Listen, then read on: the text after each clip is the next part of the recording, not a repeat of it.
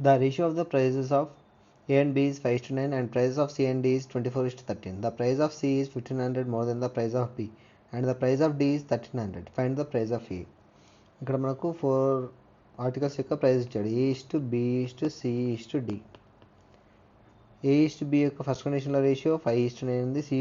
C:D యొక్క ratio అనేది second కండిషన్లో 24:13 ఉంది.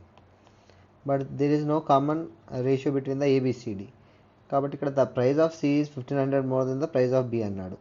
కానీ ఫస్ట్ కండిషన్ ఏంటిది? The price of C is 1500 more than the price of B అన్నాడు.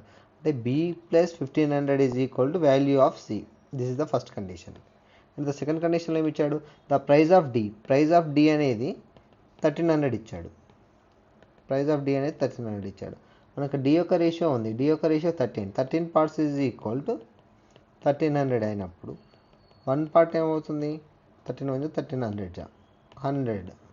1 పార్ట్ 100 అయినప్పుడు మనకు C వాల్యూ ఆటోమేటిక్ కనుక్కోవచ్చు. C వాల్యూ ఏమవుతుంది? 24 పార్ట్స్ కాబట్టి 24 పార్ట్స్ అంటే 24 ఇంటూ 100 2400.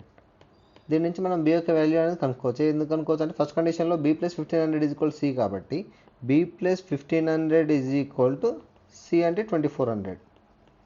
B వాల్యూ వచ్చేసి 900. B వాల్యూ 900 వచ్చింది. But in the condition A:B యొక్క రేషియోలో ఎంత ఉంది? 5:9 ఉంది. B యొక్క పార్ట్స్ ఎంత? 9 పార్ట్స్ ఈజ్ ఈక్వల్ టు 900. 9 1 జా 900 జా 1 పార్ట్ ఈజ్ ఈక్వల్ టు ఇక్కడ కూడా 100 వచ్చింది. కాబట్టి ఏ వాల్యూ ఎంత వస్తుంది? 5 పార్ట్స్ ఉంది. 5 పార్ట్స్ కాబట్టి A value is equal to 5 parts is equal to 5 into 100 is equal to 500 rupees. A value వచ్చేసరికి 500. Find the price of A అన్నాడు కాబట్టి A ఈజ్ ఈక్వల్ 500.